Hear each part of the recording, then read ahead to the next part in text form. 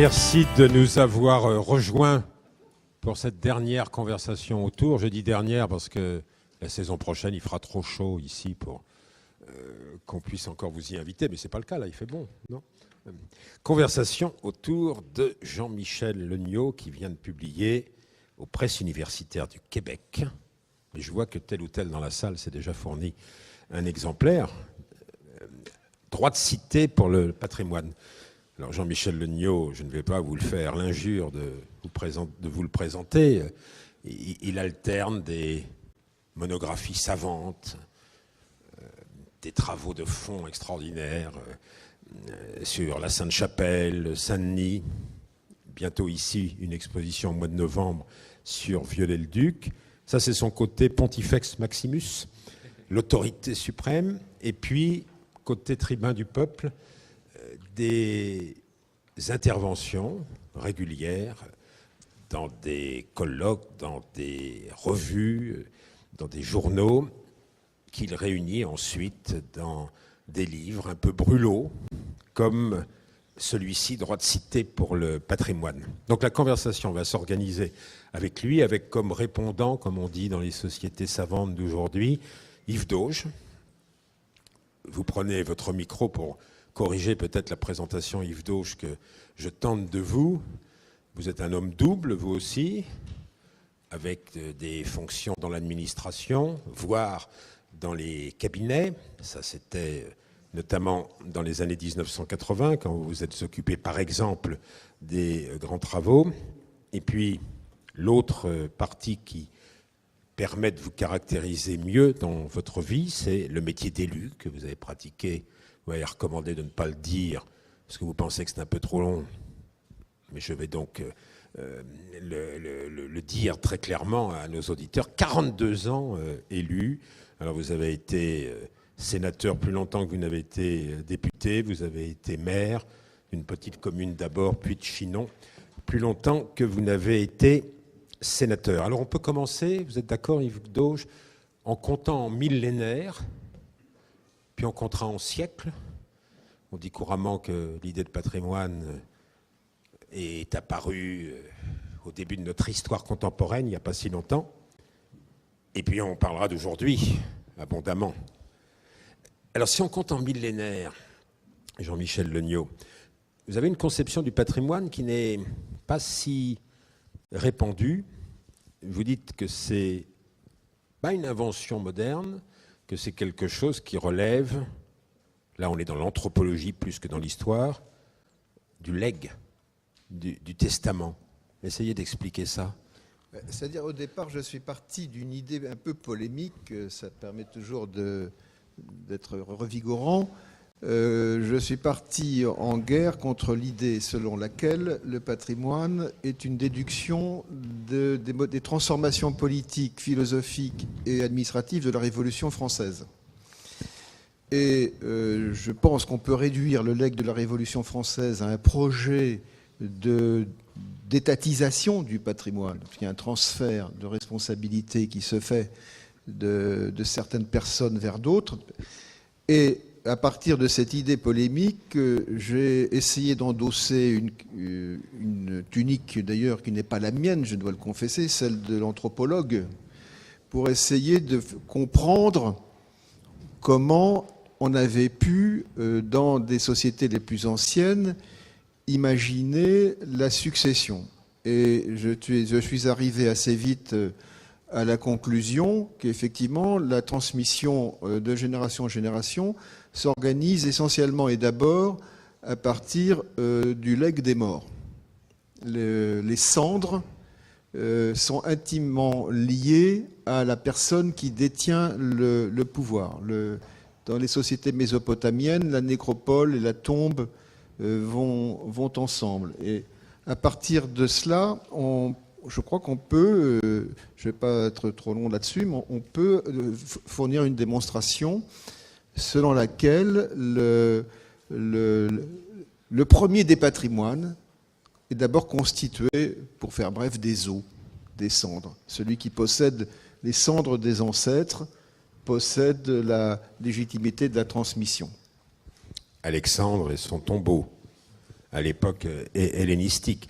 Mais là, vous nous décrivez des souverains qui cherchent le pouvoir et donc captent ou le tombeau ou les cendres qu'ils vont installer dans des tombeaux. Mais il peut y avoir aussi des récipiendaires qui sont moins intéressés par la transmission. Et alors, vous mettez l'accent sur les médiateurs qui, alors, peuvent intervenir.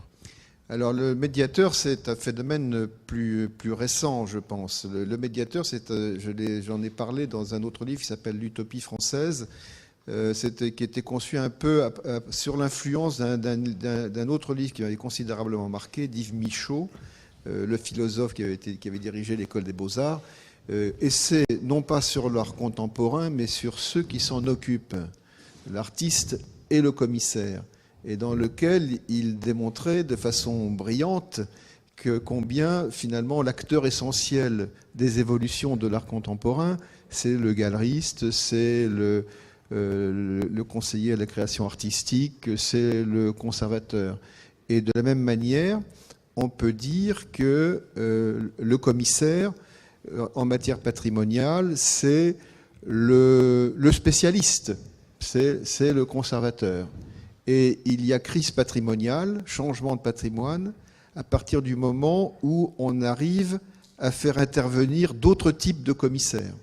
C'est ce qui s'est passé dans les années 70-80, lorsque les associations, par exemple, essentiellement à la faveur de l'année du patrimoine, les associations sont intervenues pour dire « mais nous avons une autre conception du patrimoine que la conception académique formulée par les experts officiels ». Alors je vous bride dans votre volonté d'intervenir déjà en polémiste sur le contemporain. Je voulais qu'on revienne quand même sur l'époque de la Révolution et même sur les années qui ont précédé. C'était des années neuves, vous venez de le dire. Yves Dauge, avant la Révolution, ça vous intéresse beaucoup cette question. Je ne sais s'il y avait des médiateurs, mais l'État d'Ancien Régime tel que le décrit Jean-Michel Legnaud prend toujours le parti des modernes contre les anciens, se préoccupe peu de patrimonialisation, mais son attitude, on la retrouve chez d'autres acteurs. L'Église, par exemple, les institutions ecclésiastiques ne sont pas toujours sensibles à la question du patrimoine. Je parle du 18e. Bon, la question de l'Église dans cette affaire est assez compliquée, oui. Il est arrivé à l'Église de pratiquer le vandalisme quand elle fermait les monastères. Oui, c'est sûr. Bon. L'Église a du mal à reconnaître d'autres conceptions du patrimoine que la sienne. À un moment, elle a même, dans l'Antiquité, enfin très tôt, rejeté un patrimoine antique, considérant qu'il n'était pas cohérent avec son Jean-Michel peut en parler mieux que moi. Hein. Et donc, à plusieurs époques, on a vu ce phénomène d'ailleurs, de certains qui, l'Église l'a fait, hein, la Révolution l'a fait, considèrent que bon, un certain patrimoine ne mérite pas d'être conservé, au nom de valeurs qui sont ceux d'un moment ou d'une religion. Donc l'État, ça c'est paradoxal, au moment de la Révolution française, quand il centralise la décision de conservation et de tri, est un petit peu sur une position comparable à celle de l'Église avant. C'est à l'État de décider en fonction de ses intérêts propres. Ce qui c'est effectivement, avec la Révolution française, on voit arriver tout un ensemble de patrimonial considérable en face des représentants de l'État. Alors intervient un concept dans la pratique de conservation, dont on n'est toujours pas revenu d'ailleurs, qui est le concept de tri. L'appropriation du patrimoine passe par le tri. Alors, à partir du moment où on considère qu'il y a tri, c'est-à-dire qu'on ne doit pas tout conserver, on élabore des séries de critères, des critères de tri. Et il y a d'abord le critère idéologique, ce qui n'est pas conforme à l'esprit général. Il y a le critère éducation. Finalement, on conserve parce que ça va permettre de comprendre le progrès des institutions. Et puis, il y a finalement l'idée de conservation à titre documentaire.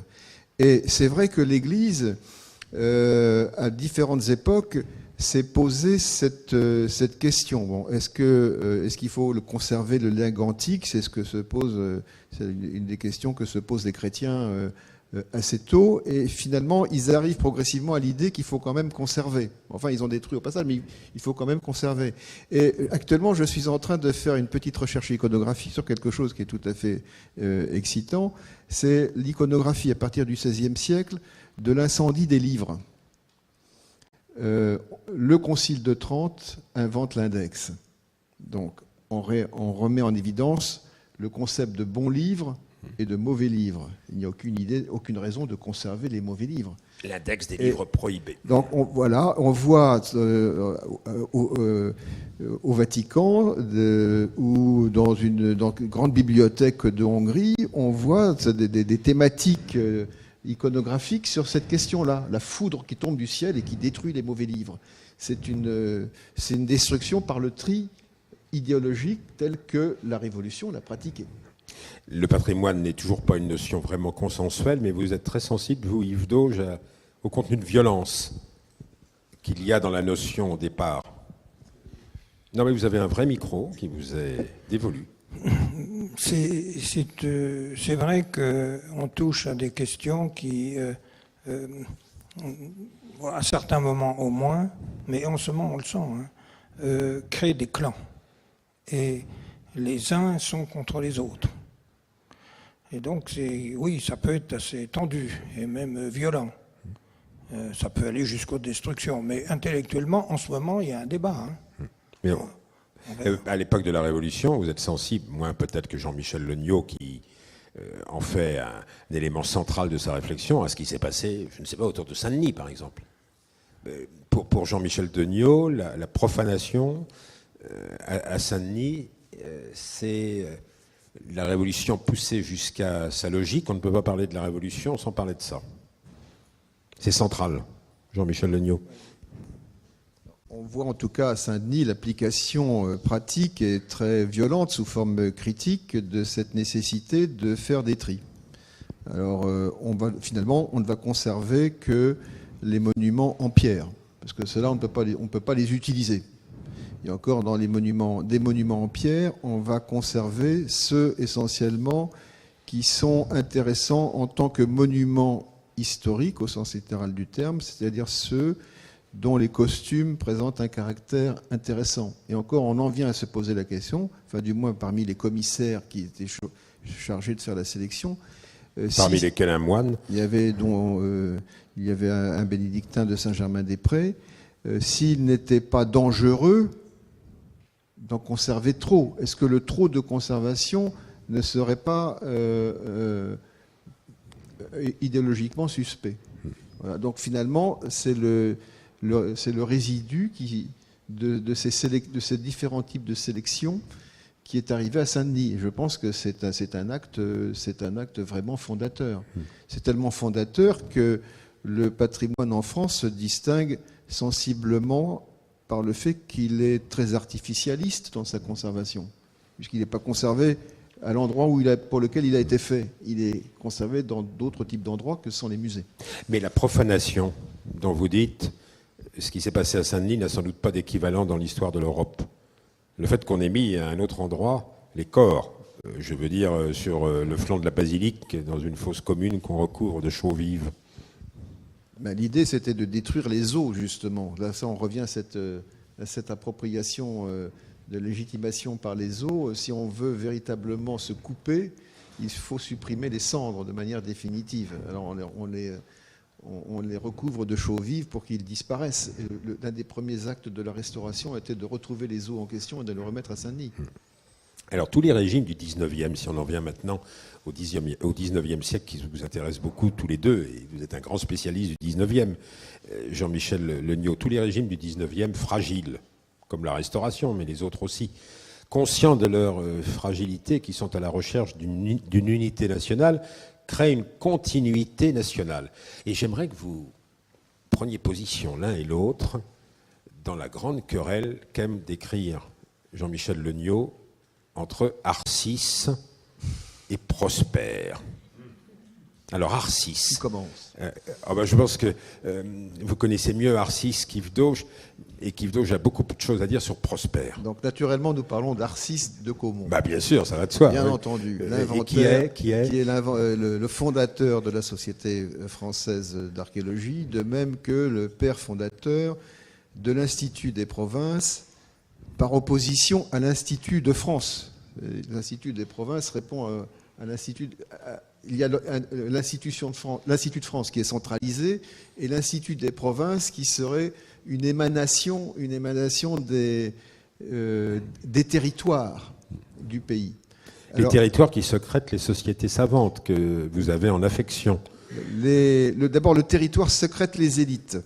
Lesquelles élites ne sont pas en rapport avec le pouvoir central. Évidemment, Arcis de Caumont, qui est monarchiste au moment où arrive la monarchie de Juillet, se trouve dans l'opposition. Donc, il invente l'idée de pays réel avant le XXe siècle. Le pays réel des élites est en opposition, donc il doit se retrouver dans le cadre des sociétés locales. Et c'est à partir des sociétés locales qu'il peut véritablement défendre une action en faveur du patrimoine local, lequel ne répond pas au canon inventé par l'administration centrale. Alors, ces sociétés savantes, dont celle d'Arcis de Caumont, qu'est-ce qu'elles privilégient? Parce qu'elles sont dans la tradition anthropologique, peut-être plus que dans la tradition nationale, dans le patrimoine local. Ces sociétés savantes, d'abord, elles ont une conception, curieusement, elles sont... Au moment où tout ceci se passe, Guizot invente le concept d'histoire globale, d'histoire totale, où finalement le tout patrimoine, c'est Guizot qui a inventé cela. Et de ce tout patrimoine, on n'a conservé que la liste des monuments historiques, qui était une liste de monuments. Donc Guizot, ministre de l'Instruction publique, et ensuite... Guizot, principal ministre du Conseil de Louis-Philippe. Et ces sociétés savantes, elles se distinguent par le fait que, précisément, de façon un peu paradoxale, elles ont mis en œuvre ces préceptes historiographiques et patrimoniaux de Guizot. Ces sociétés savantes, elles s'intéressent à tout, depuis le silex jusqu'au legs ethnologique et jusqu'au grand patrimoine local. D'où le charme pour vous des musées locaux, avec les silex installés dans des galeries pieusement allongées. Ça, c'est parfois un peu indigeste, il faut bien dire. Et alors Prosper, Yves Dauge. Prosper, c'est qui? Mais si vous voulez, moi... Prosper Mérimée. Je pense que c'est vraiment une personnalité essentielle dans la littérature comme dans le sujet qui nous intéresse, c'est vrai, mais moi je prends... évidemment, je ne vais pas prendre parti pour l'un ou pour l'autre. Effectivement... Qu'est-ce qu'il a fait, Prosper Mérimée, de différent, selon vous, d'Arcis? Je me sentirais quand même plus proche culturellement d'un homme comme Narcisse, parce que moi j'ai vécu dans la province, hein. Et puis je sais que la province a des ressources immenses de sociétés savantes qu'on méprise, hein, en haut lieu. Moi, dans ma petite ville de Chinon, j'ai une société savante. Ça s'appelle les Amis du Vieux Chinon. Et de Jeanne d'Arc, d'ailleurs. Ils les ont réunis dans une même vision. Vous savez, il y a des gens exceptionnellement cultivés. On ignore ça. Et qui produisent des textes, qui travaillent, qui a un souci du patrimoine remarquable. Il y a d'autres associations. Donc, c'est vrai que moi, j'ai vécu très proche ces gens-là. De l'autre côté, bon, la France, c'est un pays de grands hommes aussi. C'est un pays de grands monuments. Si vous voulez, il y a deux lignes. Hein, on va les retrouver tout le temps, d'ailleurs. Hein. Il y a une ligne majeure avec les grandes commandes publiques, le grand patrimoine, tous les grands hommes qui ont construit en France une législation, une politique. Bon, alors Prosper Mérimée, évidemment. Hein, alors Prosper Mérimée, c'est inventaire des monuments historiques, sélection des monuments historiques les plus importants, et en tournée perpétuelle à travers la France, et désignant au nom de l'État ce qui est important. Oui, ben, il le fait d'une manière, si vous voulez, très dictatoriale. Hein. Et d'ailleurs, il est dans une forme d'exercice de la puissance de l'État qui est toujours la même. et on va y venir tout à l'heure à cette question de l'État d'ailleurs. Hein, et évidemment, mais la citadelle de Chinon, c'est lui qui l'a sauvée. Ah. Parce que les gens prenaient les pierres. Et il y en a partout dans la région, des pierres de la citadelle. C'est quand même lui qui a arrêté ça, d'une manière autoritaire et décisive. Hein. Donc voilà, et la Société des Amis du Vieux-Chinon en est ravie. Pas...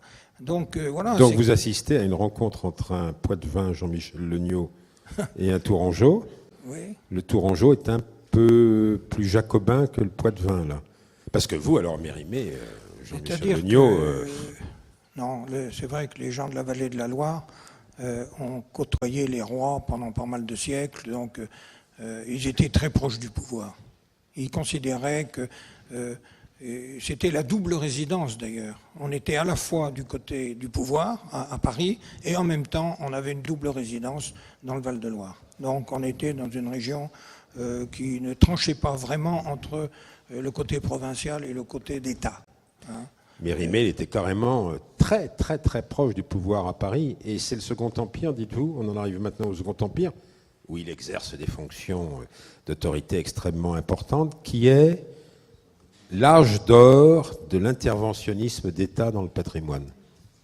Oui, ça commence avec la monarchie de Juillet et ça trouve son apothéose avec le Second Empire et en particulier cette initiative de Victor Duruy, quand il était ministre de l'Instruction publique, de fédérer toutes les sociétés savantes sous la tutelle de l'État pour faire le congrès annuel des sociétés savantes. Je trouve cette entreprise absolument extraordinaire. Enfin, ça montre à quel point l'État, pendant ces années-là, a été soucieux d'inventer un discours historiographique d'État sur l'histoire de France, dans un objectif très clairement politique. C'est pas simplement pour soutenir les sociétés et les travaux savants. Ben non, il les trouvait gênants.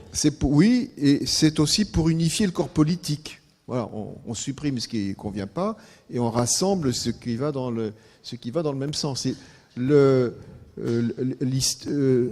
L'histoire, la recherche scientifique à l'époque et les musées déjà un petit peu, les archives qui se constituent et les monuments historiques, tout ça, ça va dans le même sens. C'est un projet d'État pour permettre la fabrication d'une histoire de France qui garantisse l'unité, qu'il n'y ait pas de divergence d'interprétation de l'histoire. Et finalement, c'est ce qui a permis ce paradoxe extraordinaire du XIXe siècle, qui est, malgré des bouleversements constitutionnels multiples, de donner à l'histoire de cette période une véritable unité. Vous prenez un autre exemple, je vais à grands traits, là, je caricature peut-être, c'est l'unification des cathédrales sous la tutelle de l'État. Alors là, il y a un autre grand homme, vous citiez les grands hommes qui ont fait le florilège du patrimoine national, c'est Viollet-le-Duc, qui commence d'ailleurs au service des édifices cultuels, je ne sais plus quel était le nom exact. Et si je lis bien la présentation que vous en faites, je sais que c'était un visionnaire, un toqué, qu'il avait des aspects romantiques, mais enfin, au total, il fait que toutes les cathédrales se ressemblent. Oui, on peut dire les choses de cette façon-là, en effet. C'est le grand commis de l'État qui est préposé à l'unification du patrimoine architectural.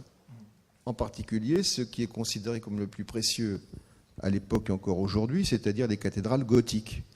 Et ceci se fait à la faveur d'un fait inouï quand même, et qui est unique au monde, c'est que tout cet ensemble de monuments appartient dorénavant à un seul propriétaire, qui est l'État. Alors apparemment, il y a un propriétaire unique, il y a gestion unique, et donc possibilité de faire évoluer ces édifices selon un point de vue unitaire. Et c'est Viollet-le-Duc qui a inventé ça. C'était le bras armé de Prosper Mérimée et des autres. C'est vrai que c'est une situation unique en Europe parce que les autres pays ne sont pas gérés de cette manière-là. Il y a Strasbourg, qui est un cas particulier quand même, parce qu'il est dans la culture allemande. Et vous savez que l'État est concerné, évidemment, la ville aussi, mais c'est une association, l'œuvre Notre-Dame, qui, dans le fond, continue, depuis l'origine, à construire la cathédrale. Oui, mais Strasbourg n'était pas français quand il y a eu la séparation de l'Église et de l'État. Alors on pourrait donner des dates importantes pour le XXe siècle, 1905, quand il y a eu la loi sur les monuments historiques en 1913. On pourrait parler du rôle qu'a joué ensuite le ministère créé en 1958-59 des affaires culturelles, puis de la culture. Mais on en vient à aujourd'hui.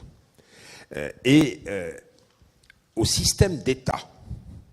Alors, Yves Dauge est critique du système d'État. Vous, Jean-Michel Legnaud, très, très sévère. Et il faut quand même que vous avouiez que vous en avez été. Parce que maintenant, on vous connaît comme le directeur de l'école des Chartes, l'auteur de grandes monographies et de livres d'intervention. Mais si je ne m'abuse, vous avez été à différents postes. Oui, à bien Paris, sûr. D'ailleurs, et d'abord dans les régions. Vous pouvez raconter comment vous est venue peu à peu la conscience que le vocabulaire que vous utilisiez quand vous étiez dans l'administration des monuments historiques était une langue de bois? Enfin, moi, je considère que l'État patrimonial n'a pas très bien passé son virage dans les années 1980. Jusqu'à l'année du patrimoine, grosso modo, jusqu'en 81, sous l'empire de la Ve République, encore d'inspiration très fortement gaulienne et malrussienne, l'État patrimonial possède d'énormes pouvoirs dans la continuité du XIXe siècle, en définitive. Bon, à partir de 81, l'échange... Vous êtes arrivé dans l'administration, hein? Moi, je suis arrivé en 1977. Ouais. J'ai vécu l'année du patrimoine quand j'étais en région, conservateur régional à Lyon. C'était une révélation, l'année du patrimoine, sous cet angle-là, dans cette énorme région aussi diverse et aussi riche et aussi active que la région Rhône-Alpes. Après la grande modification qui est intervenue, on en parle assez peu, c'est la loi de 1983, la loi Defferre. Alors, est-ce que vous pouvez raconter votre prise de conscience autour de l'année du patrimoine? Un de vos supérieurs vous dit, vous faites semblant de ne plus vous en souvenir aujourd'hui, Legnaud, votre compétence scientifique vous rend suspect dès lors que vous vous intéressez à autre chose que ce qui vous est demandé. Il ne vous était pas demandé de vous occuper des moulins à papier, des usines textiles, du patrimoine industriel, que pendant votre séjour en Rhône-Alpes, et peut-être même avant, vous avez comme découvert. J'ai découvert ça en Rhône-Alpes, en effet. D'abord, ces innombrables micro-associations locales qui s'intéressaient à de micro-patrimoines dont on ne parlait jamais dans les sphères de la rue de Valois, à la commission des monuments historiques, la protection d'architecture rurale, les fours banales, l'architecture de l'architecture industrielle, toutes ces formes d'architecture n'étaient pas prises en compte au niveau central. On découvrait au niveau local qu'il y avait véritablement, et c'est ce qui était passionnant, une sorte de foi dans le patrimoine, parce que ces artefacts-là étaient incorporés à l'identité même des groupes. Et c'est quand même, je crois que ce qui est déterminant dans le patrimoine, c'est pas tellement sa valeur artistique, c'est, je l'ai répété à maintes reprises, c'est le fait qu'un groupe ait conscience qu'il représente une partie de son identité. Il y a une définition, je dirais, de caractère ethnographique ou anthropologique du patrimoine qui passe avant sa définition en termes de caractère d'histoire et d'art. Mais avant 80, il y a eu 68. On ne dirait pas, à vous regarder aujourd'hui, mais il y avait quelque chose de l'esprit de 68 aussi dans la défense de ce patrimoine vernaculaire. M'en parlez pas, tout à l'heure je faisais passer des oraux du concours d'entrée à l'école des Chartes, il y en avait un sur mai 68 et j'ai essayé de faire dire à la candidate en face de moi quelles étaient les retombées patrimoniales de mai 68. Elles sont considérables. Enfin, Michel de Certeau les a expliquées de long en large dans son livre. Rappelez comme si vous étiez au jury de l'école. Les cultures plurielles. Enfin, l'un des aspects essentiels, effectivement, qu'on a caricaturé ensuite en parlant des 68 heures qui allaient élever des chèvres sur le Larzac et qui vendaient des fromages de chèvre pas très bons, c'est qu'on a redécouvert au moment où la France rurale était au 36e dessous, à la suite de sa dépopulation et de son vieillissement, on a redécouvert des quantités d'espaces, de paysages, d'habitats, de patrimoine, de gestes qui ont été repris en main par tous ces gens qui voulaient vivre autrement. Au nom de l'altérité, on est entré dans la pluralité. Donc en 80, vous vivez l'année du patrimoine, comme Clavel a vécu 68, comme une révélation. Et alors, après, 83. Alors, 83, j'ai eu une... Alors, 82, la loi de fer. 83, 5 janvier. 80, oui, le débat à l'Assemblée, oui, et la promulgation à la vitesse accélérée, 83. Ouais, j'ai eu beaucoup de chance à ce moment-là parce que j'étais chargé de m'occuper des dossiers de la loi. Voilà, non, mais allez-y, continuez, et puis Yves Dauge va intervenir après. Et cette loi, elle était très contestée à la culture, en fait. Elle était contestée sur plusieurs points. D'abord, on se demandait si c'était judicieux de transférer toute une série de pouvoirs au niveau des collectivités locales. On estimait s'il était judicieux de transférer au niveau de... Parce qu'à l'époque, on parlait du département plutôt qu'à la région. Et puis, il y avait des divergences, même un divorce entre le ministère de l'Équipement et le ministère de la Culture sur les procédures. Et finalement, on est arrivé à cette loi qui est quand même, qui est un chef-d'œuvre, je pense, d'écriture législative, définissant le patrimoine. C'est la première fois que ça se faisait en termes juridiques, le territoire et le patrimoine commun de la nation, et confiant de façon extraordinaire par des décrets d'application des responsabilités à des commissions, les collèges régionaux du patrimoine illicite, qui étaient uniques dans l'administration française, puisque ce n'étaient pas des commissions administratives. Elles n'étaient pas sous la présidence des préfets. Et finalement, les administrations ont eu la peau de ces commissions. Donc il y a eu un moment de générosité extraordinaire. Mais la faiblesse, c'était l'organisation des collectivités locales dans le pays et leur responsabilité sur l'ensemble de ce patrimoine commun, c'est-à-dire la présence de ces innombrables communes rurales. Bon, je vous laisse maintenant parce que vous pouvez dialoguer sans oui, moi. ça, vous êtes meilleurs experts que moi. Non, pas du tout, parce que tout le monde a bien vécu ça. Moi, je me suis trouvé à ce moment-là directeur de l'urbanisme et des paysages dans le grand ministère de l'Équipement, avec une direction exceptionnelle, des gens remarquables qui étaient porteurs vraiment d'une histoire considérable et un savoir-faire. Mais c'est vrai qu'ils étaient dans une position centrale de tout pouvoir sur la planification urbaine. Et on s'est trouvé devant une situation très radicale, qu'on n'a jamais retrouvée depuis. C'était un moment où il y avait une commande politique tellement forte que personne ne pouvait y résister. C'est la même chose qui nous a fait transférer le Louvre. Qui aurait pu imaginer qu'on fasse sortir le Louvre du Louvre, le ministère des Finances du Louvre? Il y a eu quelques années comme ça, mais ça n'a pas duré longtemps, parce que tout le monde nous disait à l'époque, vous êtes fous de faire ça. C'est ce qu'on continue à dire un peu d'ailleurs. Mais on l'a fait. On a confié la responsabilité de la planification aux communes. Ce qu'on a fait en même temps, moi j'en suis pas le seul responsable, vous savez, il y avait des gens remarquables avec moi comme Christian Vigourou, que je cite, entre autres, des gens exceptionnels. On s'est dit, on ne va pas laisser une loi en l'état comme ça. On va mettre dans la loi des éléments de contenu.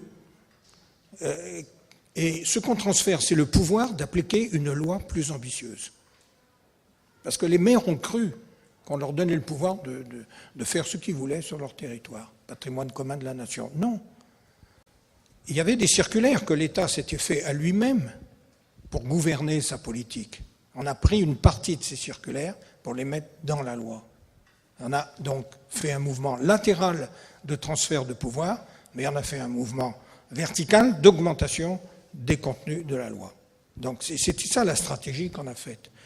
Ensuite, ça a perduré, ça s'est continué. La loi SRU a repris des éléments de contenu sur la question du paysage, notamment, parce que qui dit planification dit très vite gestion territoriale et gestion des terres, et donc très vite cette loi, et nous étions en direction de l'urbanisme et des paysages à l'époque, donc la question paysagère, patrimoine paysager était absolument centrale pour nous.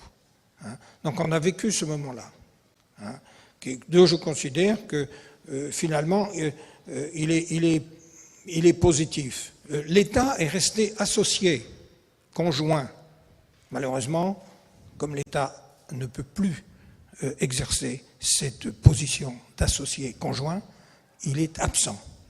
Mais dans la structure de la loi, il n'était plus dans la position de faire avec la commune qui était associée, il était dans la position d'associé, et c'est la commune qui faisait. Mais il a disparu. Voilà.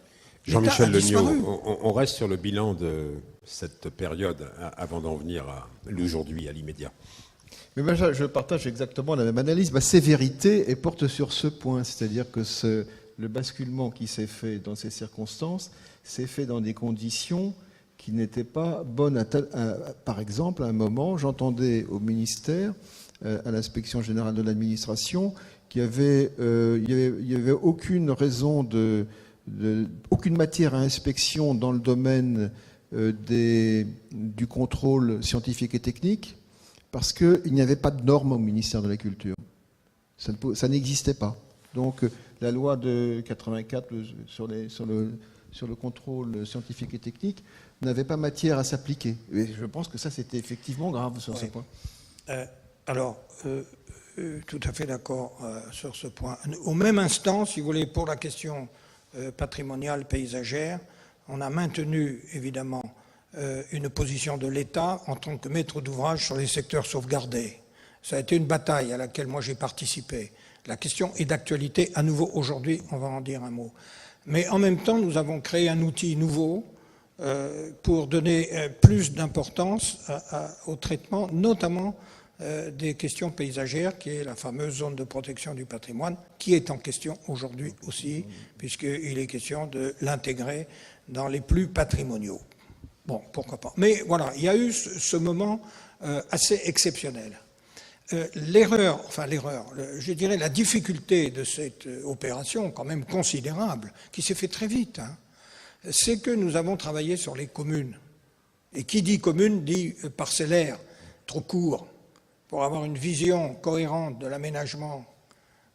Et les schémas d'aménagement, les SDO qu'on faisait étaient d'une pauvreté extraordinaire. On a remplacé ça ensuite dans le SRU par le SCOT, qui a une vision peut-être de cohérence plus importante. Mais aujourd'hui, la loi l'a fait. On a basculé cette compétence sur l'intercommunalité. Jean-Michel Legnaud a employé le mot inspection, contrôle.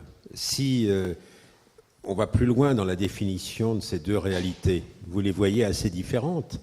Qu'est-ce que doit faire l'État? Inspection, contrôle, Yves Dauge? Bon, moi, c'est un point qui me taraude beaucoup, parce que je vois bien que l'État a toujours été, historiquement, progressivement, dans une position de contrôle, avec une mission remarquable assurée par les services départementaux, notamment les SDAP, les architectes des bâtiments de France pour la question patrimoniale. Puisque du côté de l'équipement, tous les services sont complètement disparus. Il n'y a plus personne. Mais il y a encore des architectes des bâtiments de France, des gens remarquables, des services remarquables. Mais ils ne peuvent plus exercer cette mission de contrôle, ou très peu. Et tellement peu qu'alors qu'il faut développer les secteurs sauvegardés, il faut développer les zones de protection. Quand là, on est là devant une réalité à laquelle il faut faire face. Et moi, je propose un système qui consiste à passer de la position de contrôle à la position d'inspection. Enfin, d'inspection, le mot n'est pas sympathique. D'évaluation. L'idée que je défends, moi, c'est qu'un secteur sauvegardé, prenons un secteur sauvegardé, on est exigeant sur l'entrée dans la noblesse de cette cause et de cet outil qu'est le plan de sauvegarde. On est exigeant. La Commission nationale exige un niveau d'étude qui prend en compte les valeurs patrimoniales, mais à fond. L'UNESCO fait la même chose pour être candidat au patrimoine mondial. Imaginez, il faut 5 ans, 10 ans de boulot pour arriver à ce stade. On a raison d'être exigeant sur l'entrée.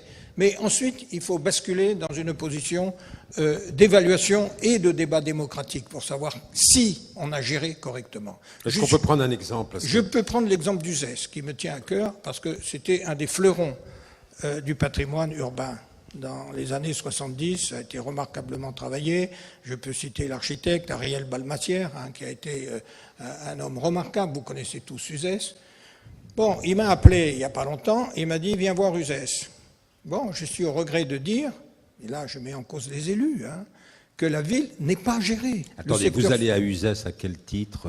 Vous êtes j'y mandaté, vais payé, inspecteur, évaluateur du ministère? Dans le fond, j'ai assuré une fonction comme ça d'évaluateur, bénévolement et agréablement, en tant qu'ancien président de la Commission nationale, mais j'ai fait ça sans autorité, juste comme un exercice, quoi. Mais l'État pourrait utiliser des évaluateurs comme vous? J'y suis allé, j'ai passé un après-midi. En un après-midi, j'ai fait une note de 2 pages, qui est sévère, très sévère. L'architecte des bâtiments de France, il est débordé, il n'a pas le temps de faire le boulot que j'ai fait. Moi, je l'ai fait en 2 heures, parce que j'ai quand même la possibilité de voir ce qui ne va pas. C'est une mauvaise gestion, très mauvaise gestion. Du maire? Alors, du maire. Et de complicité avec tout le monde, y compris l'architecte des bâtiments de France qui n'a pas le temps, qui dit on ne va pas s'embêter, on ne va pas rentrer en conflit. Bon, alors moi j'ai fait une note, c'est assez concret, j'ai fait une note de 2 pages. Je la transmets au service compétent du ministère, qui est bien embêté, mais qui dit oh, on ne va peut-être pas lever ce livre-là, ça va faire des histoires, on va voir. Mais moi je voudrais que dans la loi, il soit dit qu'il y aura tous les 5 ans une évaluation, que cette évaluation sera faite, parce qu'il y a beaucoup de gens qui peuvent la faire, cette évaluation sera transmise à la Commission nationale qui la validera et elle sera envoyée au maire avec obligation de débat au conseil municipal. Et vous allez voir qu'à ce moment-là, on va gérer les secteurs sauvegardés. Parce qu'aujourd'hui, il n'y a aucun suivi. Donc, vous avez beau être un descendant d'artistes de Caumont, il ne faut pas toujours faire confiance aux locaux, Jean-Michel Legnaud. Il ne faut pas toujours faire confiance aux maires. Moi, j'aimerais bien. Il faudrait, je crois, sur ces lois qui ont maintenant une génération. Ça fait une génération nous sépare des années 80. Je pense que le temps passe vite. Bon, je crois qu'il serait vraiment très important d'en faire le bilan.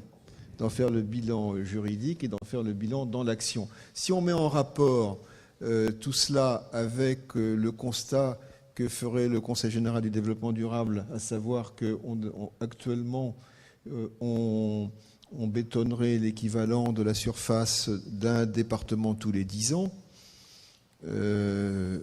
on est en droit de se demander si finalement on a bien les bons outils pour conserver le patrimoine commun de la nation. Oui, ça c'est sûr. Mais si vous voulez, moi je propose ce basculement d'une position de l'État, parce que moi je tiens à l'État aussi, dans une nouvelle relation d'évaluateur avec obligation de débat démocratique. Ça va payer, je vous assure. Mais l'UNESCO fait la même chose. Les parcs naturels, moi j'ai été président d'un parc naturel pendant bien longtemps. Qu'est-ce qu'il demande l'État? L'État demande qu'on refasse l'évaluation du travail qu'on a fait, qu'on recommence à sortir notre charte et qu'on fasse valider à nouveau la charte tous les 12 ans. Donc il y a une sanction. Et si ce n'est pas fait, eh ben, qu'est-ce que vous voulez? Vous n'aurez pas. Il y a un parc naturel d'ailleurs qui a été sanctionné. Il est bien connu, je ne vais pas dire lequel. Et surtout qu'il y avait une personnalité très engagée dans cette affaire. Mais il vient d'être requalifié, justement. Donc ça prouve. Et le patrimoine mondial, qu'est-ce qu'il fait? En ce moment, on est en train, au Qatar, là, d'ailleurs, la grotte Chauset, je l'espère, est inscrite à l'heure où on parle. Mais qu'est-ce qu'il fait le Centre du patrimoine mondial? Il n'est pas dans une position de contrôleur. Il ne peut pas.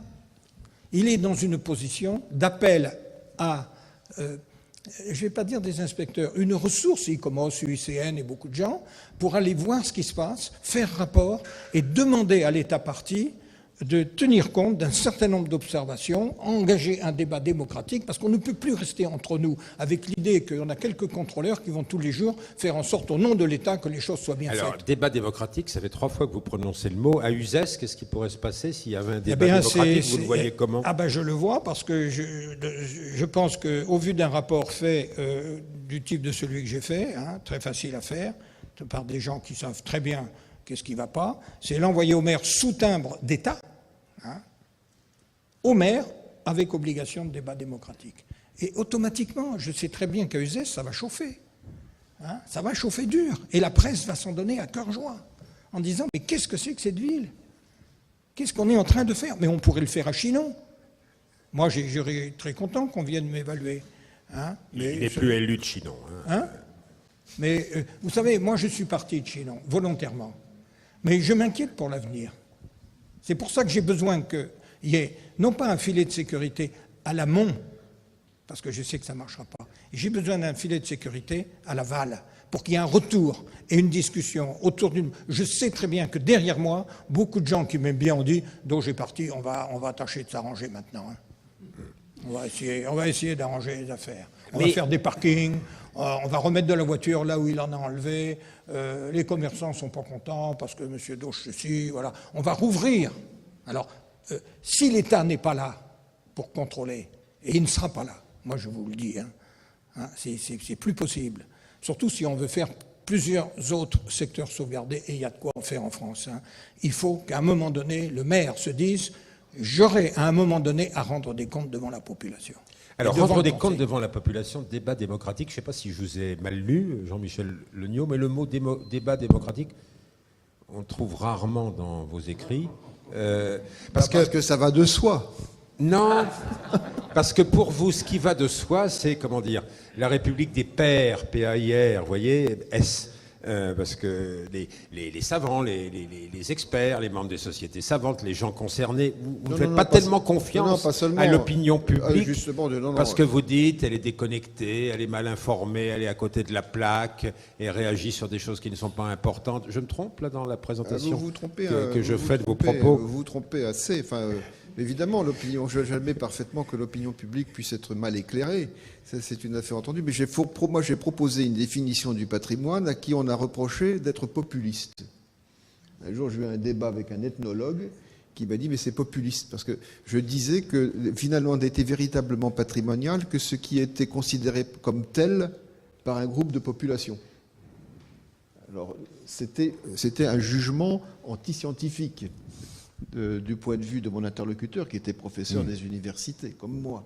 Donc, vous voyez, je n'admets pas nécessairement le jugement des pairs dans cette affaire-là. Oui, mais votre esprit critique est si vif que, par exemple, quand vous parlez des associations, je ne dis pas Momus, ici dignement représenté, dont vous aimez bien l'humour ou l'ironie, mais quand vous parlez des associations, vous expliquez, bon, c'est des pots de terre contre des pots de fer, ça vieillit vite, l'association, le président se laisse toujours convaincre que le musée des transports, qui devrait être là, en face, ça pourrait un jour devenir un musée virtuel, parce que on a agité devant lui des breloques ou des promesses. Vous n'avez pas une confiance instinctive, quoi, vous voyez, dans les mouvements de l'opinion publique. C'est un peu normal, c'est-à-dire qu'on vit dans un système de cour. Alors la cour, évidemment, attire à soi tout ce qui peut être fragile et attiré comme tel. Et je pense qu'effectivement, les grands systèmes d'associations nationales sont beaucoup plus fragiles et beaucoup plus sensibles à ce discours de dialogue, voire de collaboration. Il est en revanche d'autres types d'associations qui peuvent naître, disparaître du jour au lendemain et qui expriment de façon vive une revendication précise et toute sincère et parfaitement fondée. Donc le tribun du peuple se verrait bien, tel ou tel moment, animer un forum démocratique. Mais il y en a en ce moment. Vous prenez mal, l'autre jour, je suis allé parler avec les postiers en faveur de la Poste du Louvre. Qu'est-ce que vous dites en faveur de la Poste du Louvre, c'est-à-dire? Les postiers, la Poste du Louvre. Les postiers veulent rester dans la Poste du Louvre, des désirs parfaitement légitimes, mais en même temps, c'est un monument d'architecture du XIXe siècle. Donc, nous avons des intérêts communs. Malheureusement, le sort de ce bâtiment est scellé. Il va être transformé de telle manière qu'il n'en restera rien d'intéressant. Mais je pense qu'effectivement, la défense de la Poste du Louvre peut supposer une association qui apparaisse à un moment donné pour tenter la conservation de quelque chose d'important. Enfin, on a d'autres exemples depuis ces dernières années. On a vu des exemples du même ordre surgir.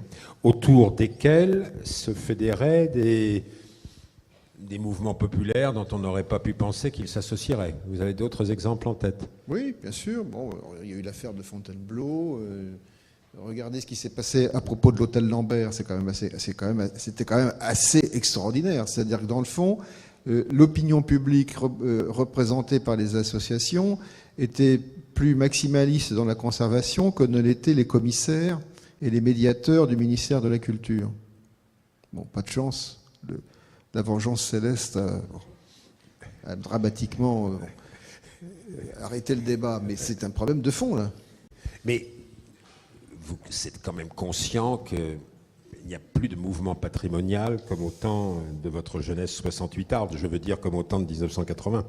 C'est-à-dire qu'en ce moment... De l'année du patrimoine. Moi, ce qui me frappe, c'est qu'en effet, depuis une dizaine d'années, le patrimoine ne fait plus partie des grands centres d'intérêt de la société, ni même des pouvoirs publics. Je pense qu'on peut dire que jusqu'en 2005, on a vu beaucoup de choses. Dans le domaine des médias, des innovations considérables, des débats passionnés. Dans le domaine de la société, chez les jeunes, un intérêt véritablement certain pour ce type de carrière et d'activité.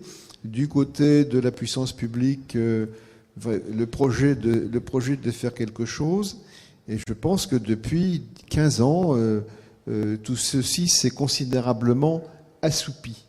Et finalement, on croit que le patrimoine marche très bien, qu'il est conservé, mais en réalité, on se retrouve à nouveau devant le bon vieux type de conflit antérieur des années 70, du temps de la modernité triomphante, quand on vous disait que finalement, il vaut mieux faire de l'argent que de la conservation, il faut mieux faire de l'hygiène que du patrimoine, etc., etc. Et on en revient à se reposer la question du droit de cité de ce patrimoine.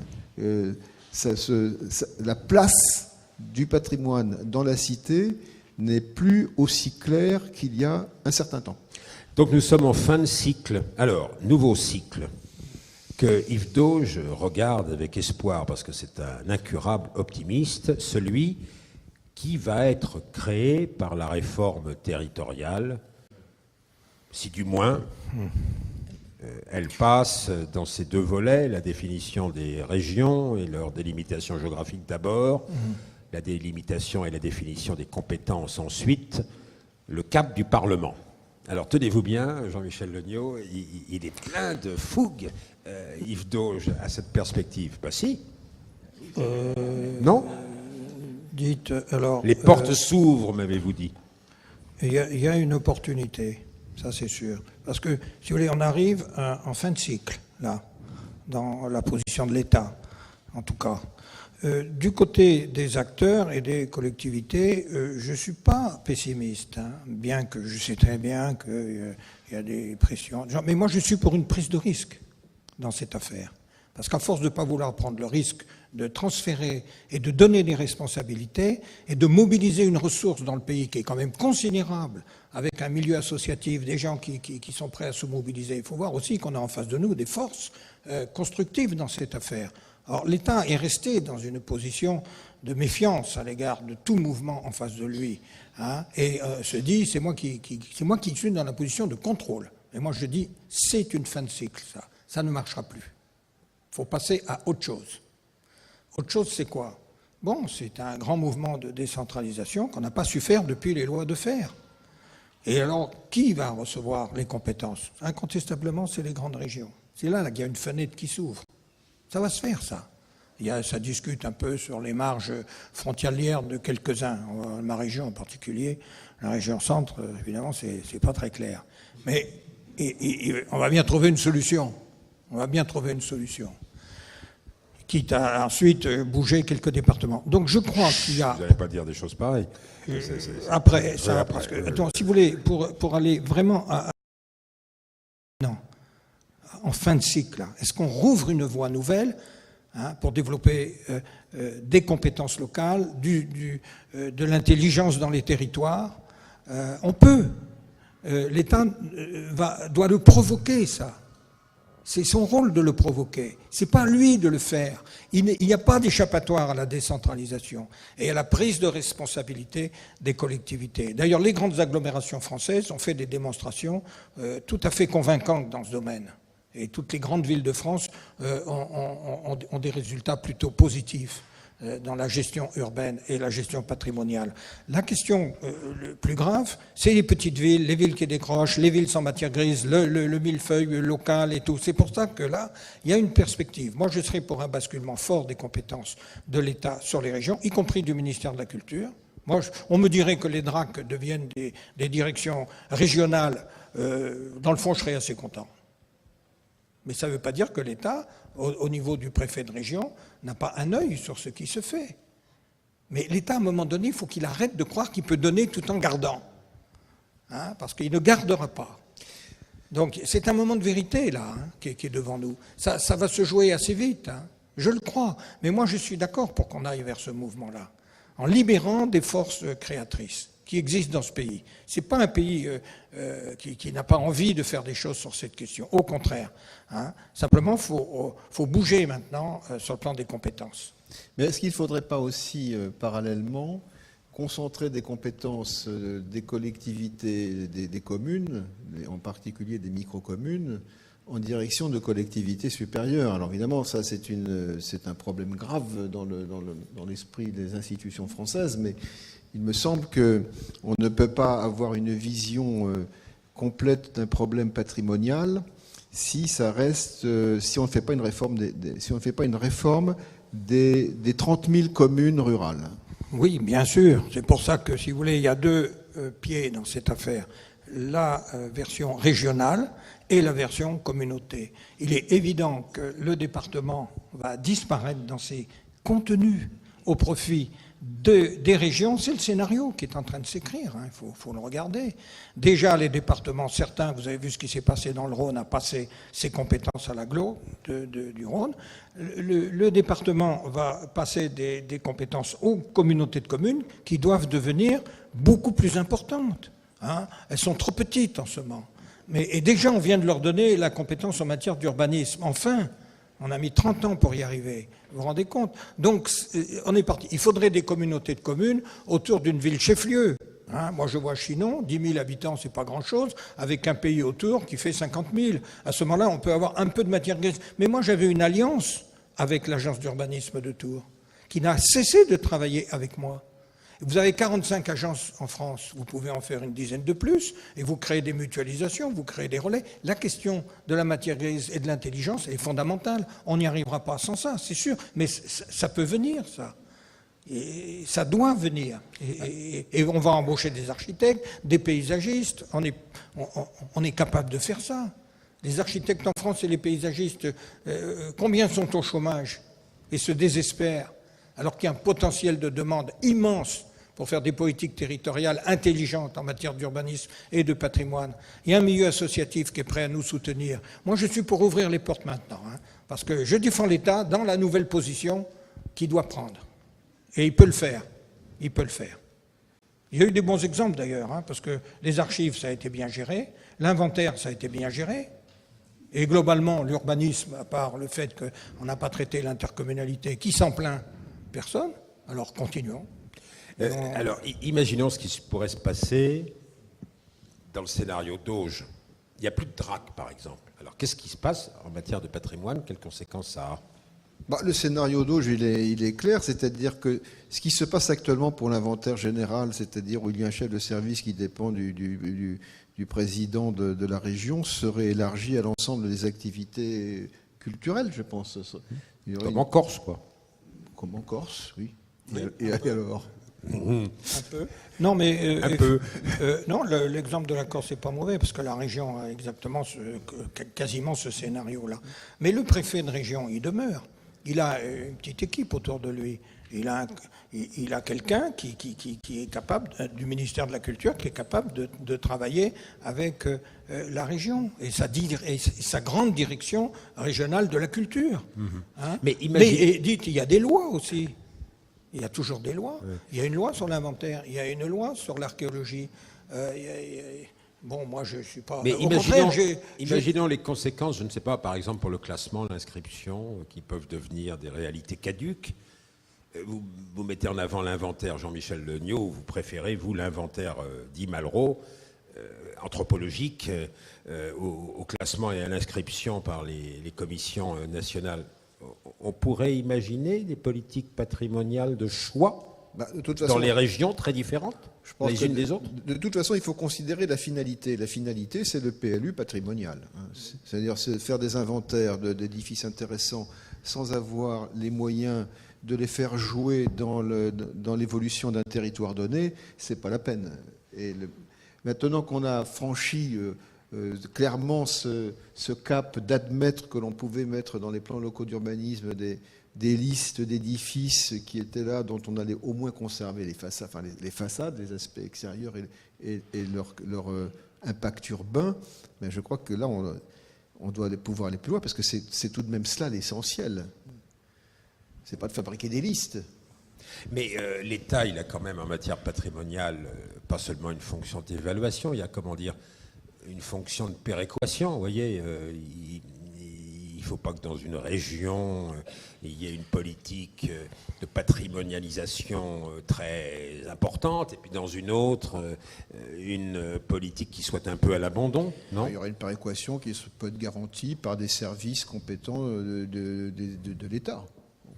Actuellement, dans le domaine de l'enseignement supérieur, c'est ce qu'on voit. Les universités sont toutes indépendantes les unes des autres et proposent des offres et des résultats qui sont radicalement différents d'un lieu à l'autre. Il y a un système de péréquation qui se fait par des inspections. Mais imaginez une région Front National comme le sera la Picardie, Champagne-Ardenne, ça ne sera pas la même politique que la région Bretagne en matière de patrimoine. Vous savez, ça, on aura les élus qu'on mérite, hein, mais moi je pense... Alors, si je prends l'exemple des secteurs sauvegardés, parce qu'on va décentraliser la maîtrise d'ouvrage, qui pour l'instant, on va la décentraliser aux élus, voire à l'intercommunalité d'ailleurs. Mais il y a une commission nationale dans le dispositif que je recommande. Il y a toujours une commission nationale, présidée d'ailleurs par un élu. Et cette commission, qu'est-ce qu'elle fait ? Elle reçoit les candidatures des maires. Et il y en a beaucoup qui sont candidats à la maîtrise d'ouvrage. Elle regarde si on est vraiment dans un cas qui relève de la doctrine, si on peut dire, des secteurs sauvegardés. On ne fait pas des secteurs sauvegardés n'importe où. Il faut un patrimoine urbain qui mérite cet outil. Hein, ça, c'est une question fondamentale pour que, justement, pour aller dans la question, on ait le même regard sur toute la France pour savoir qui est éligible à cette politique d'État nationale. Ensuite, la maîtrise d'ouvrage, elle appartient à la commune, qui aujourd'hui est soi-disant simplement sous la maîtrise d'ouvrage d'État, qui est une fiction totale. Il faut voir les choses telles qu'elles sont. Mais ensuite, quand le travail est fait, hein, il y a validation par la Commission nationale, pour être sûr qu'effectivement, on ne fait pas du petit secteur sauvegardé ici qui ressemble à rien, qui n'aurait pas dû... Il y a une vision nationale de notre politique. Elle n'est pas détruite par l'ambition que nous donnons là. Mais l'État n'est plus dans la même position. Alors, on n'a pas parlé de forum démocratique pour contredire nos propos. Il faut donner la parole maintenant, vous en êtes d'accord, à la salle, hein, même s'il y a plein d'autres questions chaudes qu'on n'a pas encore abordées, sur lesquelles vous pourrez peut-être vous exprimer l'un ou l'autre. Il paraît que c'est vous qui vous pouvez nous donner le nom du parc naturel régional dont il était question tout à l'heure. Hors de question. Hors de question. S'ils veulent le faire, il est assez grand. Non, moi, c'est assez étonnant parce que, avec les années, finalement, je suis renvoyé à ma propre histoire.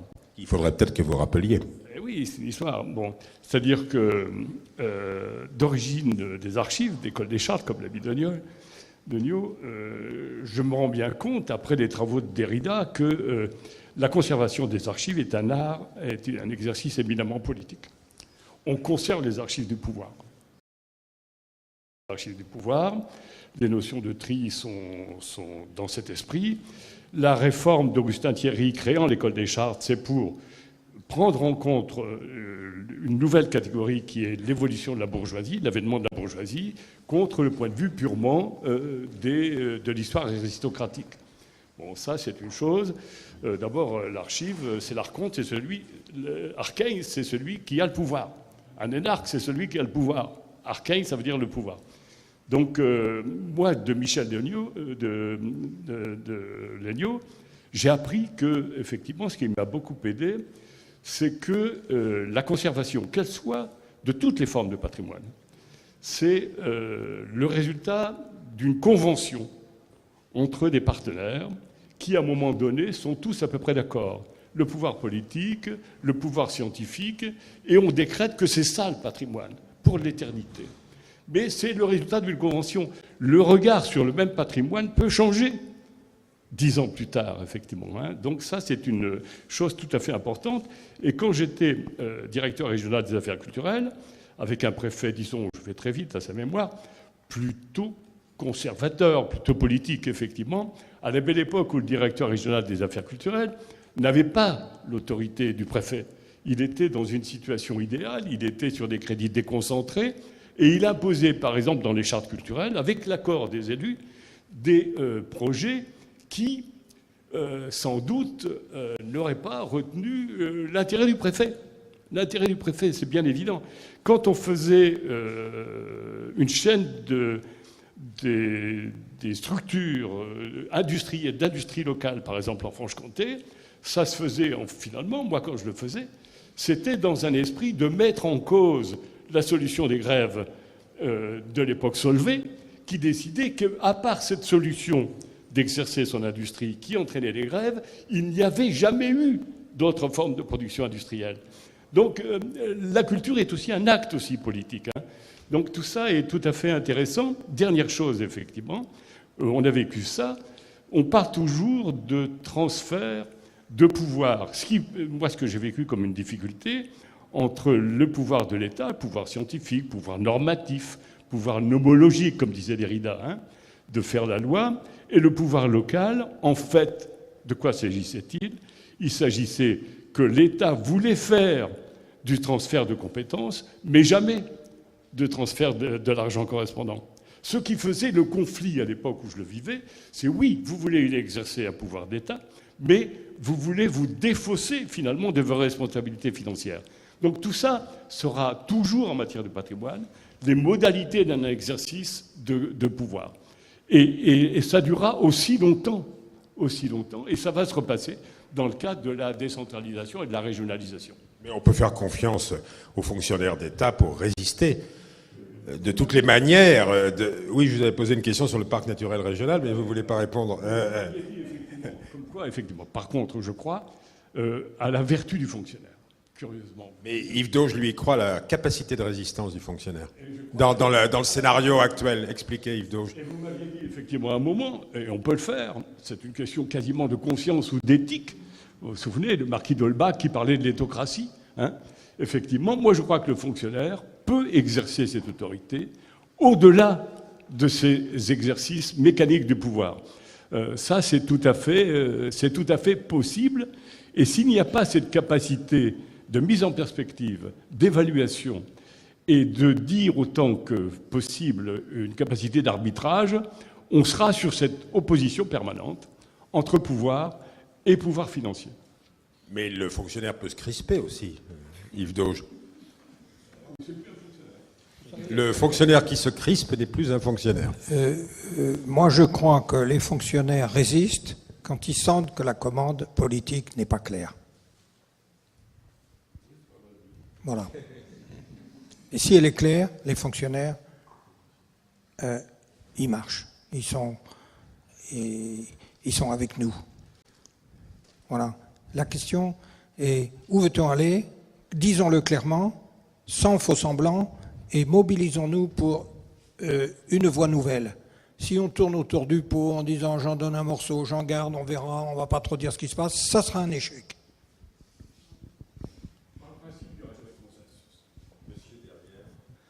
Oui, je pense qu'il y a de plus en plus de patrimoine, mais par contre, peut-être est-il moins cerné parce qu'il se dilue. Je voudrais juste donner quelques chiffres qui amènent à rejoindre un peu les propos d'Ido, je crois. On vient de labelliser la semaine dernière au Conseil national des villes et pays d'art et d'histoire, en pays d'art et d'histoire, en gros, en 3 pays d'art et d'histoire, 250 communes. Bon. Au Conseil précédent, il y a 6 mois, 230 communes. Au prochain, ça sera probablement les mêmes chiffres. On protège au titre des monuments historiques, en moyenne, on a baissé un petit peu, et puis on n'a pas pu, on a baissé parce qu'on voulait baisser aussi. Hein. L'État voulait baisser, mais on n'a pas pu baisser les chiffres. 400. On remonte à 400 monuments historiques tous les ans. Il y a une centaine de dossiers existants de demande d'inscription au patrimoine mondial, pour un dossier par an, hein. Une centaine à peu près sur tout le territoire. Les secteurs sauvegardés, il y en a une centaine. Bon, on peut dire que le chiffre monte doucement, seulement ils s'étendent. Metz, multiplié par 7. Chinon, multiplié par, je pense que Yves, tu le diras mieux que moi, 3, je ne sais pas, 3 ou 4 avec la ZPPUP, ça fait ça. Tours, multiplié par 3 en surface, etc., etc., etc. Donc il y a cette augmentation. Pendant ce temps-là, les fonctionnaires de l'État et services départementaux ou territoriaux de l'architecture du patrimoine, ils ne suivent pas, quoi. Ils peuvent plus. Ils peuvent plus, il faut être honnête, ils peuvent pas. Ils peuvent pas gérer un chiffre qui augmente comme ça, sans arrêt, cette inflation. Voilà. Alors, inflation, élargissement, alors... Alain Marénas, Jean-Michel Legnaud, j'imagine que vous avez de quoi répondre, parce que vous défendez la perspective de l'élargissement et vous n'aimez pas le malthusianisme administratif. Cette thématique de l'inflation patrimoniale est intervenue précisément dans les années 80, au moment où on a commencé à concentrer l'inscription sur l'inventaire supplémentaire, donc à protéger davantage. Et on a vu les fonctionnaires de protecteurs s'inquiéter de l'augmentation des protections et dénoncer progressivement ce qu'ils ont appelé l'inflation patrimoniale.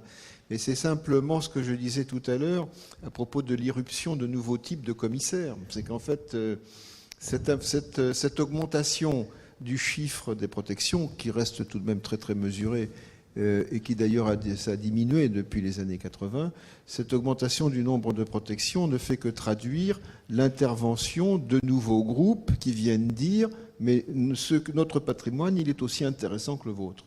Et c'est ce qu'ils disent aux fonctionnaires d'État. Mais il y a une de vos amies qui a été directrice du patrimoine, qui avait organisé des entretiens du patrimoine.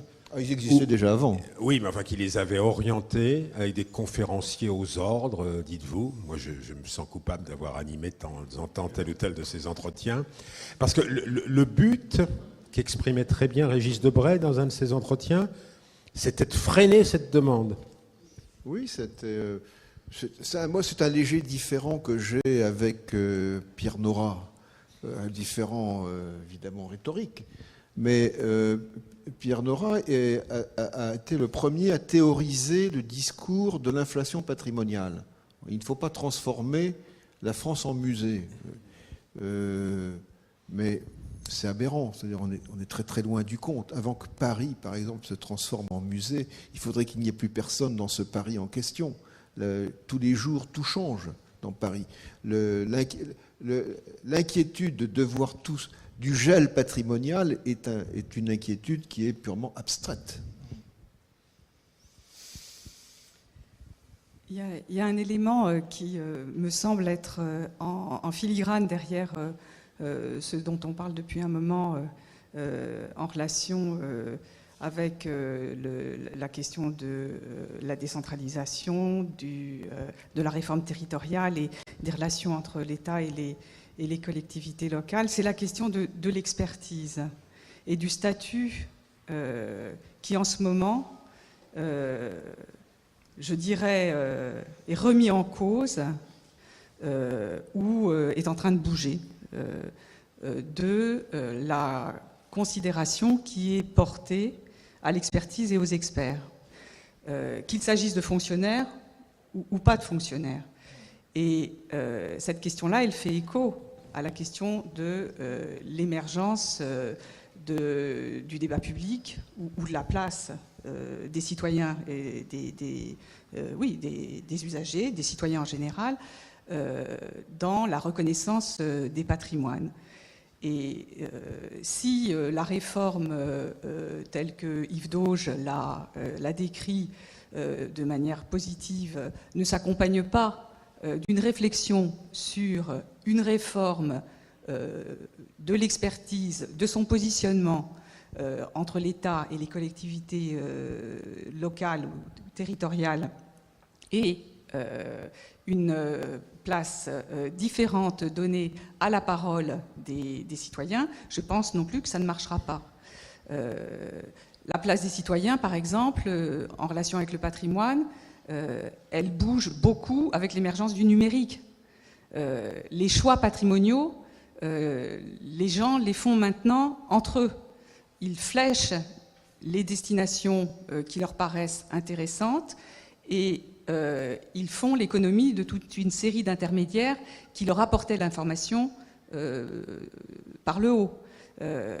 Et de même, si je reviens au système de l'organisation des administrations, les collectivités, les régions et les communautés urbaines, qu'elles soient d'agglo ou au niveau des regroupements des communes, auront besoin d'experts qu'elles n'ont que trop peu pour le moment, et ces experts-là devront être formés différemment dans leur relation avec la population. Vous pouvez prendre un exemple d'experts à l'antique qui vont ne plus rencontrer la considération générale et de nouveaux experts qu'il faudrait faire venir? Je ne pense pas que ce soit de nouveaux experts, je pense que les gens sont capables d'évoluer. Les architectes des bâtiments de France ont été mis en cause. Quantité d'entre eux sont des personnalités locales sur lesquelles les élus s'appuient, et s'appuient énormément. Moi, j'ai été architecte des bâtiments de France avec un maire, le maire de Moissac, qui m'a demandé d'être compétente sur toute sa commune. Donc il avait compris ce que quelqu'un de cette nature pouvait lui apporter. Ça serait plus possible aujourd'hui, ou ça m'étonnerait que ça puisse arriver à nouveau. Mais je pense que le type de compétence qui est celui par exemple des architectes de l'État doit absolument être mis à disposition des collectivités territoriales et de manière massive parce qu'il y en a beaucoup. Et ça demande une réflexion globale sur l'organisation de ces corps et de leur formation. Mais ils n'accepteront pas. Je ne suis pas sûre. Les conservateurs le font. Les conservateurs ont des conservateurs d'État et des conservateurs des collectivités territoriales. Et je pense que ça change beaucoup la mentalité de ces corps-là. C'est une question extrêmement importante, en effet, et très délicate. Et je veux dire qu'en tant que directeur d'établissement d'enseignement supérieur, je suis mal placé pour répondre. C'est-à-dire qu'en fait, effectivement, à quoi sert de faire des transferts si l'expert est toujours le même, ou du moins s'il véhicule un type d'expertise unitaire qui est le résultat d'un certain type de formation. C'est-à-dire que celui qui est passé par l'école des chartes et ensuite va à l'Institut national du patrimoine, il peut aller dans une collectivité territoriale ou dans la fonction publique d'État, mais il vient hélas de l'école des chartes. Alors ça, oui, en fait, il ne faut pas prendre la question sous l'angle statutaire, c'est-à-dire il faut prendre la question sur la question de savoir sur le plan de savoir si l'expert est capable de tenir un autre discours d'expertise que celui qu'il est censé dire au nom de l'unité nationale. Je pense que, quelle que soit la nécessité de coordonner, d'unifier des politiques patrimoniales locales, il faut aussi prendre la défense du local. Bon. Et cette défense du local, elle n'est pas inscrite dans l'état actuel des choses, à la vérité, dans les formations des experts en question. Et là, c'est quelque chose qui est à prendre en compte. Il faudra inciter les experts, c'est-à-dire les conservateurs, à acquérir une souplesse intellectuelle qui les portera à défendre des types de patrimoine qui n'ont pas l'habitude de voir. Yves Dauge. Oui, moi je pense qu'il faut à la fois, comme on a dit, auprès des collectivités, des services d'urbanisme et d'architecture, mais avec des embauches dans les collectivités. C'est-à-dire que si vous voulez, c'est une expertise interne qui élabore dans la durée les exercices de planification de conseil. Ça, c'est une chose qu'on a évoquée. Moi, je crois qu'il y a des possibilités. Il faut regrouper les communes, il faut passer des alliances avec les grandes agences, mais il y a une voie incontournable. L'autre question, c'est l'expertise évaluation, qui vient, dans le système que j'ai décrit, de temps à autre, vérifier que la gestion du projet est de bonne qualité, avec le retour devant le débat. Ça, c'est une expertise courte, rapide, très pointue, que l'État peut fournir lui-même et que d'autres... Il y a une expertise énorme pour faire ça en France. C'est des missions courtes. Et cette expertise-là, on ne l'utilise pas en France pour faire le travail d'évaluation. On ne l'utilise pas. C'est dommage. Mais vous voyez, je distingue bien les deux. Un système permanent du type agence ou service et un système ponctuel que fait l'UNESCO avec l'UICN et l'ICOMOS, par exemple. Monsieur. Oui, merci. Jean-Louis Martineau-Lagarde. Yves Dauge vient de prononcer le mot auquel je pensais. Si on ne veut être ni État, ni collectivité, il n'y a guère que ce qui a déjà été expérimenté, c'est le système de l'agence, puisque l'agence, n'ayant ni l'un patron ni l'autre, est supposée plus indépendant et pouvoir exercer sa compétence d'une façon tierce.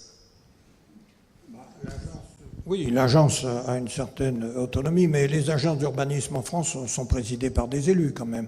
Et les CAUE sont présidés par des élus. Moi, je milite pour le développement de ces réseaux-là, à une échelle intercommunale plus vaste qu'aujourd'hui, ça c'est clair. Mais il y a une belle voie de sortie là, je vous assure qu'il y a... et puis ces agences et ces outils travaillent avec le milieu professionnel libéral. On fait appel aux petits bureaux d'études locaux, on fait appel aux architectes, on mobilise la ressource, qu'on ne mobilise pas aujourd'hui. Les gens sont au chômage. Alors il faut redonner des perspectives avec une voie nouvelle. Et c'est vrai que, comme l'a dit Alain Marinos, il y a quand même une volonté, il y a des demandes. Mais il faut mettre ça en route, quoi. Pour l'instant, on est dans une espèce d'engourdissement. On attend pour savoir qu'est-ce qu'il faudrait faire. Bien, merci à tous. Une péroraison, Jean-Michel Legnaud. Ah, une question. Mais non, attendez, j'arrive. Je vous donne le micro. Pour avoir vécu quelques responsabilités dites d'autorité, par exemple comme sous-directeur des affaires culturelles, du développement culturel au ministère de la Culture, ou comme DRAC, ou comme conservateur d'archives. J'ai deux exemples à vous donner de ce que je considère un peu aujourd'hui comme une aporie de cette conciliation de points de vue, quoi. Comme directeur régional des affaires culturelles, un jour, j'ai eu un architecte des bâtiments de France, que j'avais nommé pourtant, qui m'a dit, c'est l'exemple du théâtre de Belfort, qui a dit, sur le projet de Jean Nouvel, il disait, moi vivant, ce projet ne se fera pas. Voilà. Et j'ai eu comme expérience de sous-directeur du développement culturel au ministère de la Culture, un avis auquel on m'a transmis en me disant, un tel ne peut pas être directeur régional des affaires culturelles, mention, pas fiable politiquement. Donc j'ai vécu les deux. Je peux vous raconter des dizaines d'histoires comme ça. Donc il y a effectivement un moment, quelque chose qui est difficile à concilier en dehors de ce que j'appelle, moi, la conscience du fonctionnaire. C'est peut-être un peu difficile, mais c'est un peu mon idée d'un fonctionnaire recevant un traitement et étant un homme libre. C'est le résultat de ma modeste histoire personnelle. Ça vaut ce que ça vaut, mais c'est un peu la conclusion que je tire. C'est une première belle conclusion. Vous voulez conclure sur l'éthique sociale du patrimoine, Jean-Michel Legnaud, dans le même registre noble? Moi, je dirais que nos débats sont graves et passionnés. Ils sont passionnés parce qu'ils concernent notre identité individuelle et notre identité collective. C'est une question fondamentale. Et ils sont graves parce qu'ils concernent la transmission.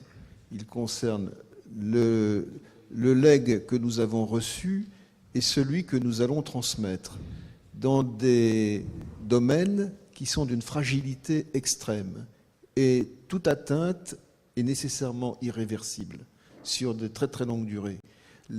Pour prendre un seul exemple, les entrées de villes qui sont massacrées sur l'ensemble du territoire, c'est irréversible. Il faudrait des siècles et des siècles d'action pour remettre les choses dans un état esthétique et social correct. Donc nos débats sont graves et passionnés. Merci à vous. Je recommande Droit de cité pour le patrimoine. On trouve ça ici, j'imagine, à la librairie du Québec aussi peut-être, mais ailleurs aussi, Jean-Michel Legnaud. C'est à la fois mordant et savant. Merci à tous.